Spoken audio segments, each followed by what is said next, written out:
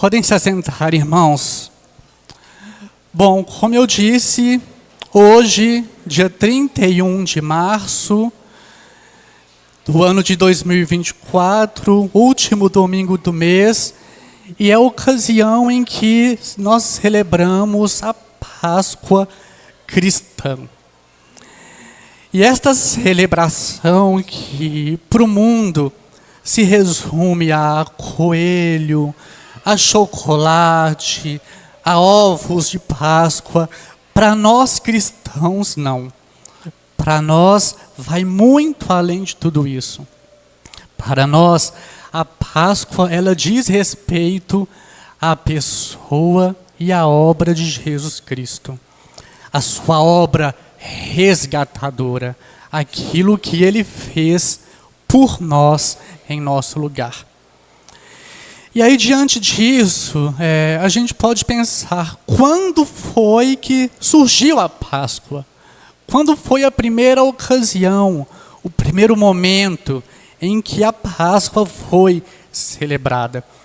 E aí é importante nós entendermos que a Páscoa, essa palavra, no original hebraico é Pessah, que significa passagem. E aí simboliza a passagem da escravidão para a liberdade, a passagem da morte para a vida.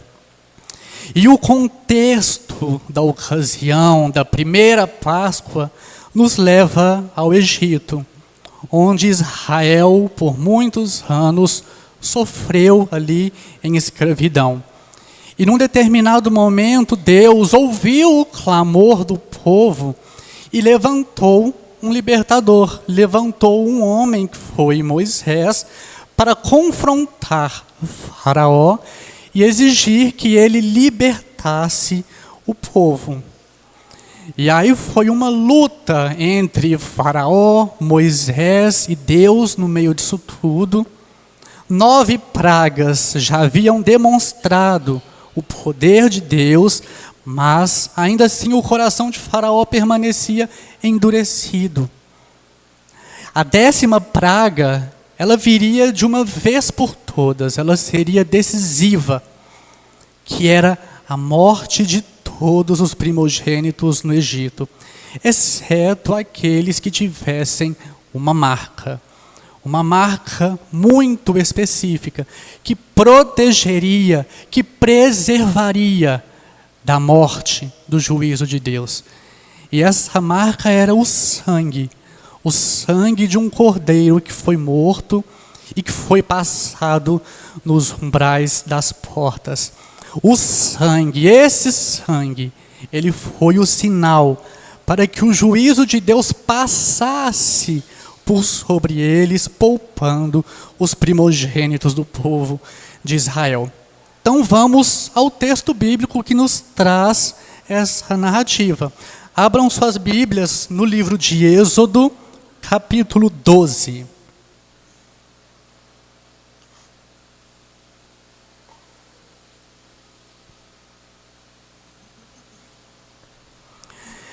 Êxodo capítulo 12, aqui nós temos a instituição da Páscoa. Deus mostrando ao povo o que eles deveriam fazer.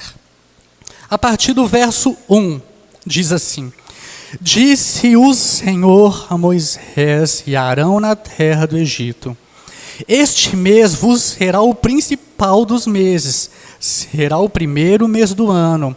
Falai a toda a congregação de Israel, dizendo: Aos 10 deste mês, cada um tomará para si um cordeiro, segundo a casa dos pais, um cordeiro para cada família. Mas se a família for pequena para um cordeiro, então convidará ele o seu vizinho mais próximo, conforme o número das almas, conforme o que cada um puder comer. Por aí calculareis quantos bastem para o cordeiro. O cordeiro, ele será sem defeito, macho de 1 ano, Podereis tomar um cordeiro ou um cabrito, e o guardareis até ao 14º dia deste mês. E todo ajuntamento da congregação de Israel o imolará no crepúsculo da tarde. Tomarão do sangue e o porão em ambas as ombreiras e na verga da porta, nas casas em que o comerem. Naquela noite comerão a carne assada no fogo, com pães asmos e ervas amargas a comerão.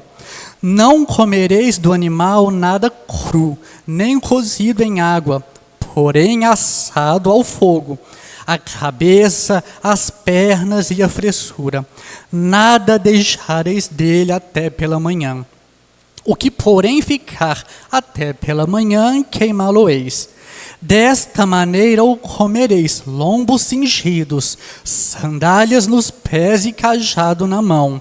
Comê-lo-eis à pressa, é a Páscoa do Senhor. Porque naquela noite passarei pela terra do Egito e ferirei na terra do Egito todos os primogênitos, desde os homens até os animais. Executarei juízo sobre todos os deuses do Egito. Eu sou o Senhor. O sangue vos será por sinal nas casas em que estiverdes. Quando eu vir o sangue, passarei por vós, e não haverá entre vós praga destruidora, quando eu ferir a terra do Egito. Este dia vos será por memorial, e o celebrareis como solenidade ao Senhor. Nas vossas gerações o celebrareis por estatuto perpétuo. Pai amado, a tua palavra foi lida. Ela é espírito, ela é vida, ela nos vivifica, ela nos santifica, ela nos ensina acerca de quem tu és e das tuas obras. Neste momento pedimos que o Espírito do Senhor nos conduza no aprendizado da tua palavra, Deus. Que Ele possa nos ensinar os ensinamentos, as lições aqui contidas nesse texto bíblico. De maneira que a tua palavra em nós produza frutos abundantemente, gere vida espiritual em nós e por meio dela nós possamos viver para a tua glória e celebrar a tua Páscoa, meu Deus, conforme a tua palavra nos ensina, crendo em Jesus Cristo, na sua obra, na sua morte, na sua ressurreição. Te damos graças em nome de Jesus. Amém. Bom, esse trecho nos remete à antiga Páscoa que foi celebrada pela primeira vez pelos israelitas ainda na terra do Egito. E até o dia de hoje os judeus celebram a Páscoa exatamente desta maneira, conforme instruído por Moisés. Na mesma data, utilizando os mesmos elementos, os mesmos utensílios, cumprindo todo o ritual prescrito na lei. Porém, eles estão mais apegados ao ritual em si do que à realidade espiritual que esse ritual, instituído por Deus há milhares de anos atrás, nos ensina. Há uma realidade espiritual sendo transmitida nesse ritual, nesse ato simbólico. E é importante que nós entendamos que a Páscoa em si, o simples ritual, ele não era o fim em si mesmo, mas ele era o meio pelo qual Deus apontava para a necessidade humana de redenção. Isso deve ficar muito claro para nós, porque há necessidade humana de redenção e Deus intervindo para suprir essa necessidade. Esse ato de redenção que nós lemos no texto de Êxodo, ele é muito rico em simbolismo. Vamos voltar lá no texto. O Senhor diz que no verso 5, deve ser separado um cordeiro sem defeito. Não era simplesmente um cordeiro. Tinha que ser um cordeiro sem defeito. O que significa isso? Não podia estar com a patinha quebrada. Não podia ter uma doença. Não podia ter nada que o tornasse imperfeito. Tem que ser um cordeiro sem defeito.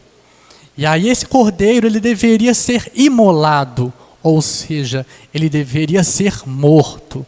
O sangue dele seria derramado. E aí o que seria feito com esse cordeiro? Verso 8. Naquela noite comerão a carne assada no fogo. E é muito interessante nós entendermos o porquê disso. O fogo, ele é um símbolo do juízo de Deus. E o cordeiro, nesse caso aqui, está sofrendo o juízo de Deus, simbolicamente aqui pelo fogo. Ele foi morto, ele está sendo queimado, ele está sendo assado, para que todos ali pudessem comer da carne desse cordeiro. Esse cordeiro, ele foi suprimento, ele foi alimento para o povo naquela ocasião. E o sangue derramado e marcado ali, aspergido, nos fala sobre sacrifício, nos fala sobre proteção e sobre purificação. E é muito interessante nós entendermos esse texto, lermos Êxodo 12, tendo a perspectiva do Novo Testamento, sabendo que aquilo que foi dito antigamente, havia um propósito, havia uma lição, havia um objetivo específico, que era o que apontar para uma redenção definitiva que o Senhor Deus proporcionaria ao seu povo. Quando nós olhamos para o Novo Testamento, nós vemos que João Batista, num determinado momento, ele se referiu a Jesus como sendo o Cordeiro de Deus que tira o pecado do mundo. Nós encontramos isso lá no Evangelho de João, no capítulo 1, nos versos 29 e também no 36. Na cruz, Jesus, o Cordeiro sem defeito, ele foi morto. Ele derramou o seu sangue por nós e sobre nós espiritualmente. E da mesma maneira como o sangue nos umbrais das portas, ele afastava o juízo de Deus daquela casa, assim o sangue de Jesus sobre nós nos livra do juízo eterno. E o sangue do Cordeiro, ele celebra a história da graça de Deus. E essa graça, ela tem o seu ápice, ela tem o seu cumprimento na pessoa de Jesus e na sua obra. Vamos no Novo Testamento ler um texto que vai nos ensinar acerca disso. Lucas 22, vamos ler a partir do verso 7. Nós vamos entender nesse texto que a Páscoa, ela vai encontrar o seu cumprimento pleno na morte e na ressurreição de nosso Senhor Jesus Cristo. Lucas 22, a partir do verso 7.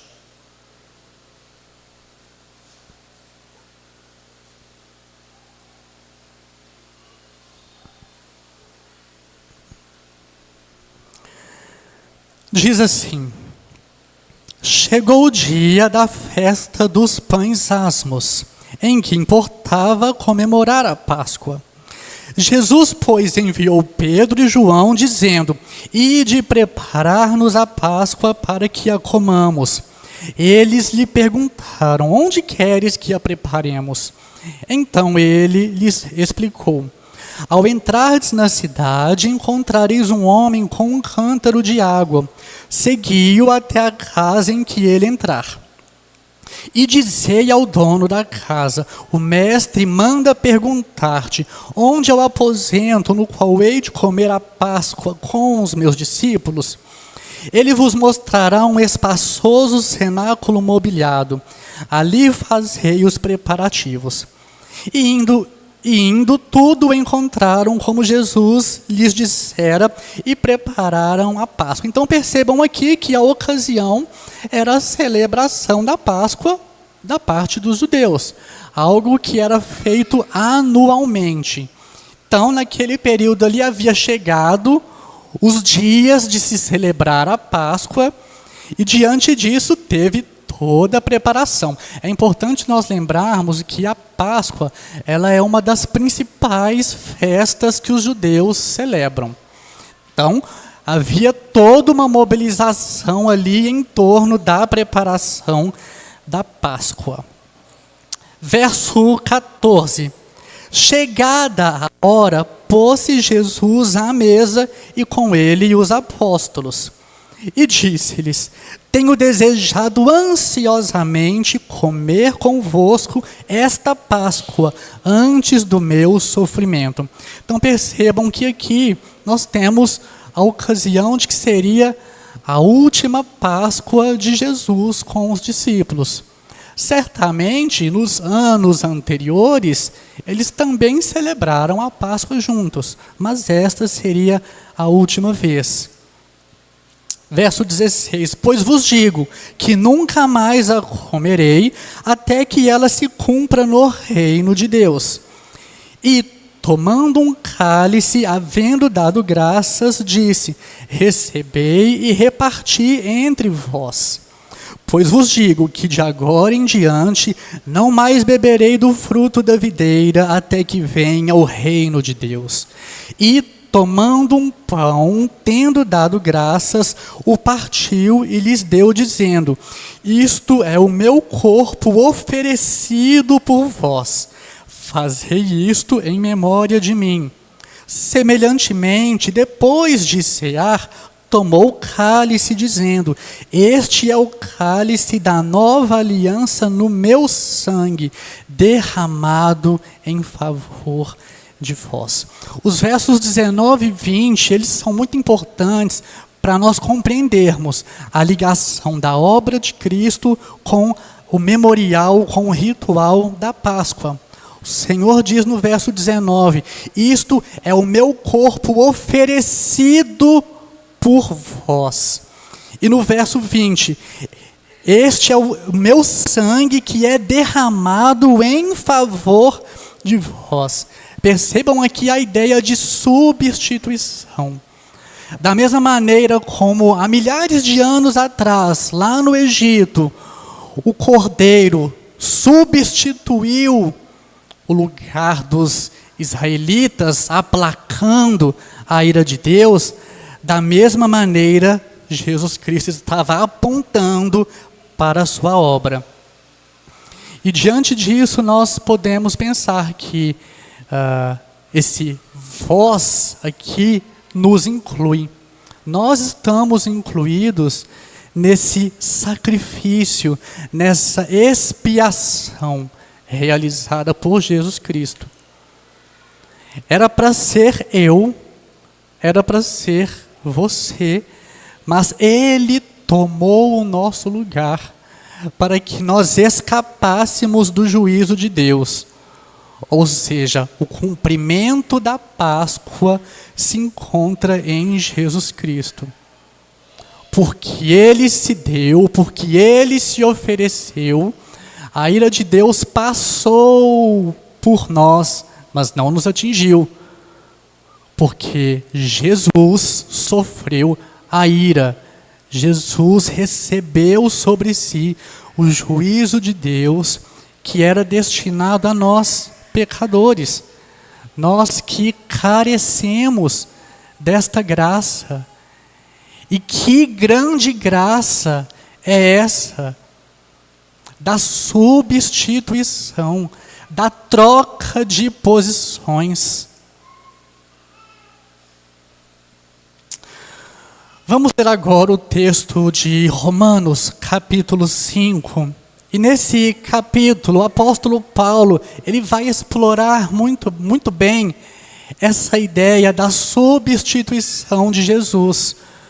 Quais os benefícios dela para nós que cremos nele, para nós que temos o sangue dele aspergido sobre as nossas vidas.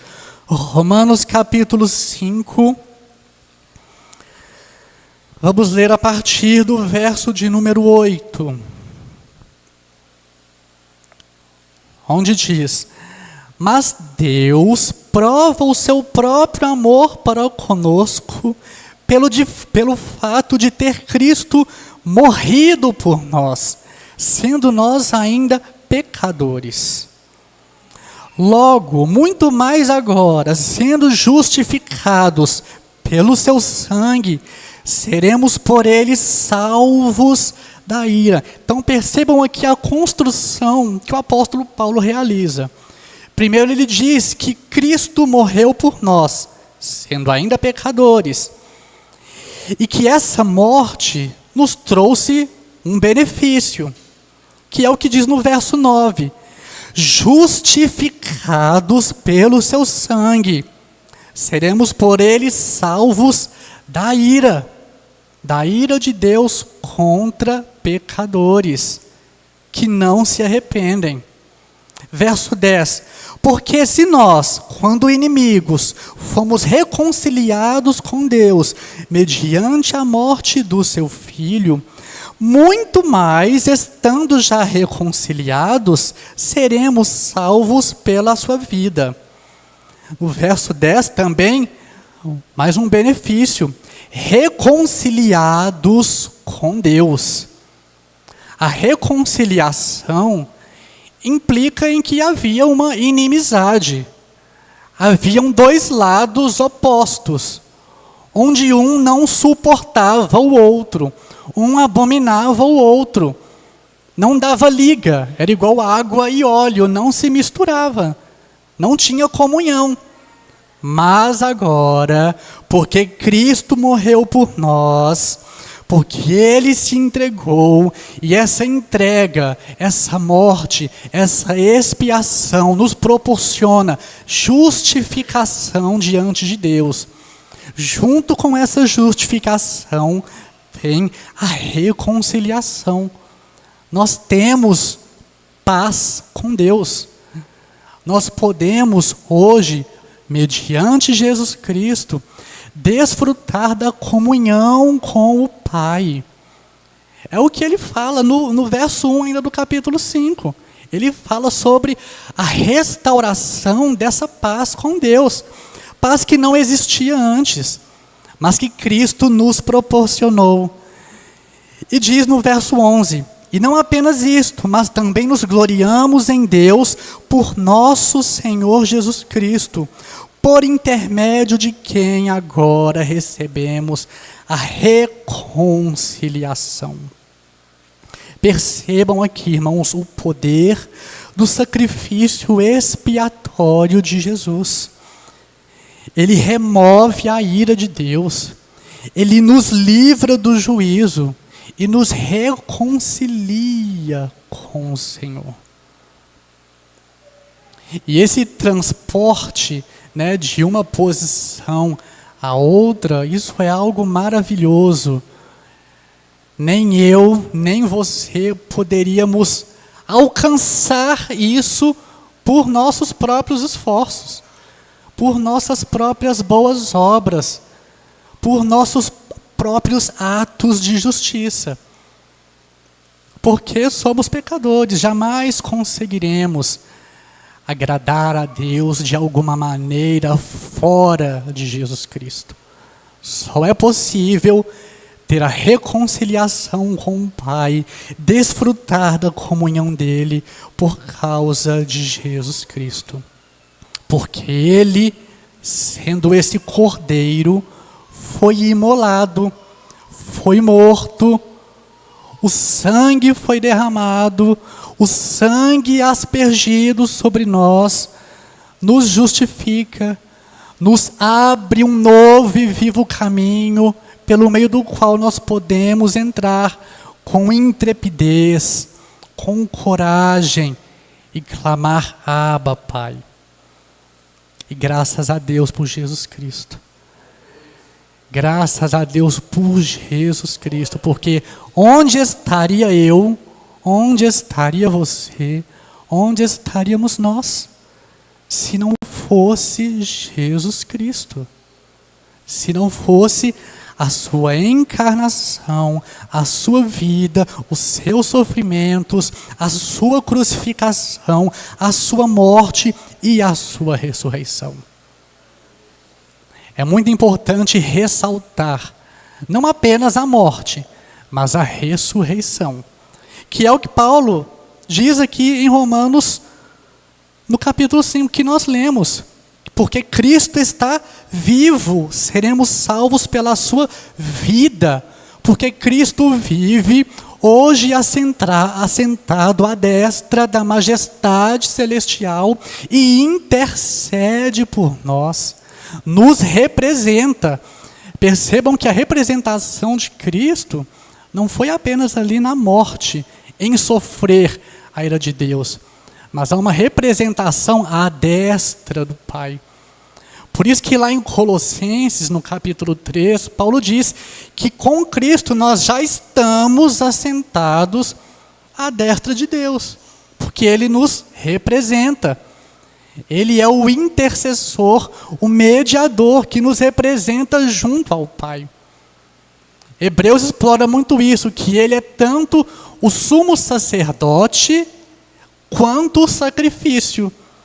Ele cumpre em si essas duas atividades, podemos dizer assim, tanto em ser o sacrifício, quanto em ser o sumo sacerdote, que realiza ali a intercessão, a mediação, a representação em favor do seu povo.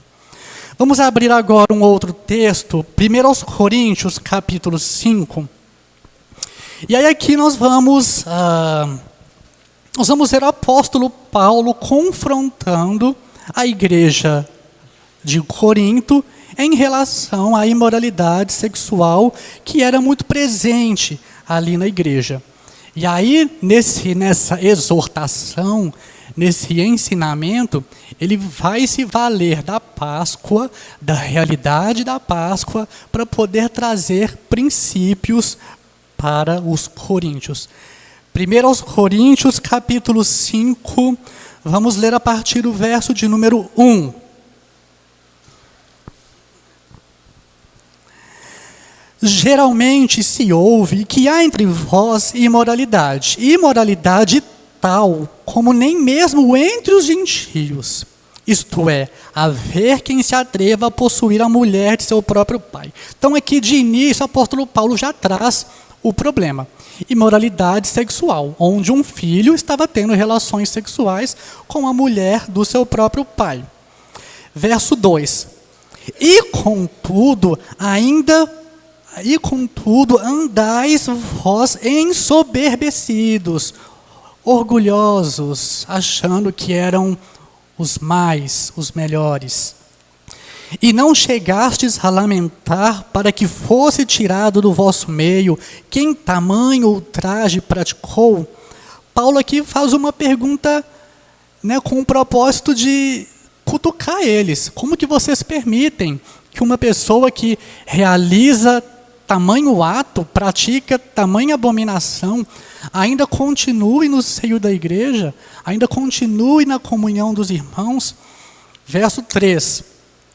Eu, na verdade, ainda que ausente em pessoa, mas presente em espírito, já sentenciei, como se estivesse presente, que o autor de tal infâmia seja, em nome do Senhor Jesus, reunidos vós e o meu espírito, com o poder de Jesus, nosso Senhor, entregue a Satanás para a destruição da carne, a fim de que o espírito seja salvo no dia do Senhor Jesus. Então aqui Paulo já deu o seu posicionamento.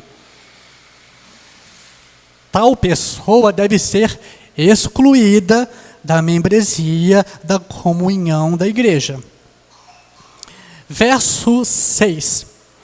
Não é boa a vossa jactância, a vossa soberba, o vosso orgulho. Não sabeis que um pouco de fermento leveda a massa toda? Lançai fora o velho fermento, para que sejais nova massa, como sois de fato sem fermento. Pois também Cristo, nosso Cordeiro Pascal, foi imolado. Por isso, celebremos a festa, não com o velho fermento, e nem com o fermento da maldade e da malícia, e sim com os asmos da sinceridade e da verdade. Para entender o que Paulo diz aqui, nós temos que também voltar ao passado, porque aqui ele faz menção a duas festas características do povo de Israel.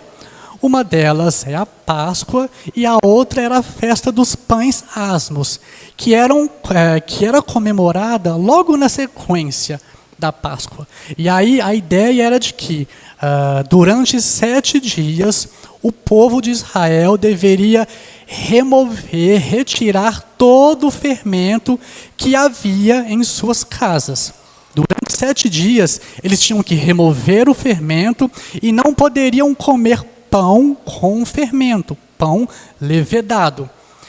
E nós temos que olhar, e entender que o fermento, ele é um símbolo do pecado.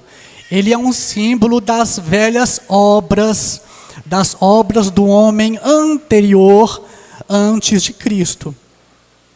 Por isso que ele diz aqui, no verso 6, não sabeis que um pouco de fermento leveda toda a massa? E aí quem já trabalhou com pães, bolos, sabe que para uma grande quantidade de massa, basta uma pequena pitada de fermento para fazer com que a massa cresça. Uma pitadinha pequena de fermento já vai ali trabalhar na massa inteira. E assim é a realidade do pecado não tratado em nós mesmos e em nosso meio. Por isso a atitude de Paulo foi drástica, foi rígida. Ele queria que o fermento fosse retirado do meio da massa da igreja de Corinto. Porque uma vez ali ele ia se espalhar e aí ia ser o caos. Por isso que ele diz que o fermento deve ser removido de nós mesmos. E no verso 7 ele diz, lançai fora o velho fermento, para que sejais nova massa. E aí fica a reflexão, será que nós somos verdadeiramente nova massa? A nova massa aqui é uma referência à nova criatura em Cristo Jesus. Será que em nós há fermento? Ou nós removemos todo o fermento do nosso meio, de nossas vidas, da nossa comunhão, da nossa comunidade? E ele diz, Cristo, o nosso Cordeiro Pascal, foi imolado, ou seja, o sacrifício já foi feito. A obra já foi feita. Basta que nós nos posicionemos diante dessa realidade. Da realidade espiritual de que Cristo sofreu a ira de Deus. Ele trouxe sobre si o juízo de Deus para nos livrar. Por causa disso, eu e você devemos nos esforçar dia após dia, para tirar o fermento, todo resquício de fermento que há em nós. E isso, irmãos, é algo diário, é todos os dias, todas as horas, todos os minutos, todos os segundos, o tempo inteiro. Nós temos que ter essa diligência, essa disciplina. E nós sabemos que não é fácil, porque quando a gente vê, nosso fermento já está aqui. O fermento já está dentro de mim. Já percebi que ele está aqui. Mas graças a Deus que nós contamos, primeiramente, com o sacrifício de Cristo, que é definitivo, uma vez por todas, e por seu Santo Espírito em nós, que nos leva a uma vida de boas práticas, de boas obras, de santificação. Por isso que nós cristãos, por isso que ele diz aqui, né, no verso 8, por isso celebremos a festa. O Eli falou aqui, nós celebramos a obra de Jesus não somente no domingo de Páscoa, celebramos ou devemos celebrar todos os dias. Todos os dias essa festa deve estar dentro de nós. Nós devemos expor essa festa, a festa da Páscoa, figuradamente, quando nós nos esforçamos e buscamos viver uma vida santa, uma vida em sinceridade, uma vida em verdade, diante de Deus e diante uns dos outros, dos nossos irmãos. Vamos agora ler outro texto bíblico. Abram lá em Hebreus capítulo 9, e nós vamos ver algo muito interessante.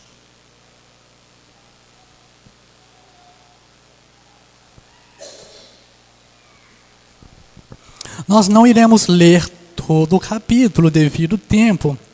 Então, para contextualizar aqui os irmãos, o capítulo 9 da carta aos Hebreus, o autor ele descreve vários aspectos do ministério sacerdotal do Antigo Testamento. E aí ele traz os aspectos, as atividades do ministério sacerdotal e contrasta com o ministério de Cristo. Então, a primeira coisa que nós temos que ter em mente ao ler o capítulo 9 de Hebreus é que o autor estabelece esse contraste. Ele expõe o ministério sacerdotal e expõe o ministério de Cristo. A primeira aliança feita entre Deus e o povo de Israel, mediante Moisés, ela tinha diversas exigências. Deveriam ser observadas datas específicas, festas específicas, sacrifícios específicos, utensílios específicos, rituais específicos que ano após ano deveriam ser repetidos. E é interessante nós observarmos que o fato da repetição significa, nos mostra que os rituais em si, eles eram ineficazes para produzir aperfeiçoamento espiritual. Esses rituais que nós lemos no Antigo Testamento, eles produziam uma pureza externa, mas não tinham poder para produzir pureza interior. As datas, as festas, ordenanças quanto à comida, quanto à bebida, sacrifícios, utensílios e tudo aquilo que foi prescrito por Deus a Moisés e Moisés entregou ao povo, tinham um objetivo, que era apontar para um Redentor que Deus enviaria na plenitude dos tempos para realizar nova aliança. E o ministério desse Redentor, o autor de Romanos vai nos provar isso, ele é superior, ele é eficaz e ele é infinitamente melhor do que o da antiga aliança. Hebreus 9, vamos ler a partir do verso 24. Diz assim: porque Cristo não entrou em santuário feito por mãos, figura do verdadeiro, porém no mesmo céu, para comparecer agora por nós diante de Deus. É aquela ideia que eu trouxe para vocês, né? Que a carta aos Hebreus explora Cristo sendo o sumo sacerdote, o representante do povo junto a Deus. Só que ele foi um sumo sacerdote espiritual, não físico como os demais. Verso 25, nem ainda para se oferecer a si mesmo, olha a ideia do sacrifício, para se oferecer a si mesmo muitas vezes, como o sumo sacerdote cada ano entra no Santo dos Santos com o sangue alheio. Ora, neste caso, seria necessário que ele tivesse sofrido muitas vezes, desde a fundação do mundo. Agora, porém, ao se cumprirem os tempos, se manifestou uma vez por todas para aniquilar, pelo sacrifício de si mesmo, o pecado. E assim como aos homens está ordenado morrerem uma só vez, vindo depois disto o juízo, assim também Cristo, tendo se oferecido uma vez para sempre, para tirar os pecados de muitos, aparecerá a segunda vez, sem pecado, aos que o aguardam para a salvação. Percebam aqui, o contraste. Enquanto os sacerdotes, ano após ano, entravam, para oferecer sacrifícios, rituais, todo aquele simbolismo, Cristo, o sumo sacerdote, ele entrou uma vez por todas. Enquanto os sacrifícios do Antigo Testamento eram ano após ano, no dia da expiação, e era repetido, o sacrifício de Cristo, o Cordeiro Pascal, foi realizado uma vez por todas. Definitivamente. Bastou um sacrifício do Cordeiro de Deus, enviado, morto. Bastou um sacrifício para resolver a nossa situação, para nos reconciliar com Deus, para restaurar a comunhão, para desfrutarmos do amor de Deus, o Pai. Então percebam a grandiosidade da obra de Jesus. E é bom nós nos lembrarmos, que Jesus Cristo, enquanto homem neste mundo, ele sofreu as piores coisas possíveis. Muitas vezes nós lembramos, ou pensamos em Jesus já exaltado, já grandioso, mas nos esquecemos que ele viveu nesse mundo uma vida simples, uma vida humilde, segundo a Bíblia nos mostra, que ele foi desprezado, humilhado, ele sofreu todos os tipos de agressões, verbais, físicas, psicológicas dos seus acusadores, dos seus inimigos. E ainda na cruz, ele diz: perdoa-lhes, porque não sabem o que fazem. É o que Isaías diz lá no capítulo 53, que como ovelha muda, levada ao matadouro, assim foi ele. Ele não questionou, ele não esperneou, não. Porque ele sabia que o propósito dele era esse, como o Cordeiro de Deus, como o Cordeiro Pascal. Eu fico imaginando, eu, na minha mente criativa, eu fico imaginando, toda Páscoa que Jesus celebrava, ele via lá o Cordeiro sendo morto, ele já pensava: um dia vai ser eu. Um dia vai ser eu. E vai ser uma vez por todas. Não vai precisar mais ficar repetindo. Bom, diante de tudo isso, é muito importante deixar claro que nós cristãos, nós celebramos a Páscoa diferente da Páscoa dos judeus. Os judeus ortodoxos, ainda hoje, eles celebram a Páscoa completamente diferente de nós. É segundo nós lemos lá em Êxodo 12. Mas para nós cristãos, a Páscoa, ela possui um significado diferente, porque nós a entendemos, tendo seu cumprimento de todo aquele ritual na pessoa de Jesus. E nós celebramos no domingo, porque, como já foi dito, foi no domingo que o nosso Senhor ressurgiu, que o nosso Senhor ressuscitou. E a obra dele só podia ser completa por causa da ressurreição. Não bastava morrer. Tinha que ressuscitar. Por isso que hoje, nós, discípulos de Jesus, nós celebramos a Páscoa não como um dia místico, como um dia sagrado. Não. Porque a Páscoa, ela é dentro de nós, é uma realidade interna que nós expressamos todos os dias, dia após dia. E aí alguém pode perguntar, mas então como que nós vamos comemorar a Páscoa?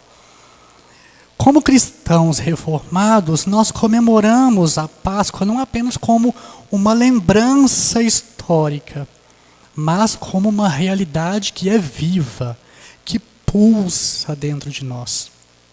Assim como a Páscoa era um memorial para Israel, e era um memorial que deveria ser passado geração.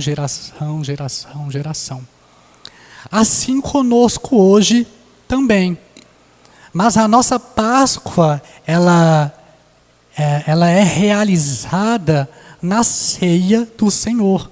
A ceia do Senhor substituiu todo aquele ritual da Páscoa. Este é o nosso memorial. Esse é o ritual que nós hoje celebramos e passamos de geração a geração. Os irmãos conseguem perceber, isso no tempo de Israel era muito frequente, muito comum, a ideia de que os pais deveriam transmitir aos filhos os ensinamentos do Senhor. Assim deve ser conosco hoje. Nós devemos ensinar os nossos filhos que a nossa Páscoa não é coelho, não é chocolate, não é ovo de Páscoa, não tem problema em dar, né? Eu particularmente não vejo nenhum problema, desde que seja ensinado qual é a verdadeira Páscoa para nós, discípulos de Jesus. Devemos ensinar os nossos filhos. E glória a Deus, porque nessa igreja os pais ensinam, e nós temos também professores, né, que ensinam, e hoje vão fazer uma demonstração aí daquilo que eles aprenderam. Faço uma pergunta aqui para a gente poder encerrar. Como é que você tem reconhecido e celebrado a obra de Jesus Cristo em sua vida? Traga para si o que a morte de Jesus, a sua ressurreição, a sua mediação, a sua intercessão junto ao Pai hoje, o que isso representa para você? O que isso representa para mim? De que maneira isso me atinge? De que maneira isso afeta o meu dia a dia? Porque assim como os israelitas refletiam ano após ano sobre a salvação de suas famílias, da ira de Deus contra os primogênitos do Egito, devemos nós também hoje meditar dia após dia no sacrifício de Cristo, que nos livra da morte eterna. E isso deve nos levar a uma vida de gratidão, uma vida de santificação, uma vida de serviço ao Senhor até que Ele venha. Esse é o nosso memorial hoje, celebrar a morte e a ressurreição de Jesus até que Ele venha. Vamos orar. Deus, te agradecemos, ó Pai, pela oportunidade de aprendermos na Tua Palavra, mais uma vez, a grandiosidade da obra de Cristo. Eu sei que, mesmo assim, ainda nós não conseguimos compreender tamanha graça que nos é concedida, tamanha graça manifestada em Jesus, sendo ali um cordeiro sem defeito, morto, derramando, vertendo o seu sangue por nós, sobre nós, para nos livrar da justa ira de Deus. para nos livrar do juízo de Deus contra pecadores que não se arrependem. Que o Espírito do Senhor aplique essas verdades, essas realidades às nossas almas e nos ajude a vivê-las, a celebrar a Páscoa todos os dias, dia após dia, em uma vida de ação de graças, de santificação, de serviço ao Senhor, na esperança da volta de Cristo. Que essas realidades estejam gravadas, não apenas em nossas mentes, mas em nossos corações, para vivermos para a glória do Teu nome, Deus.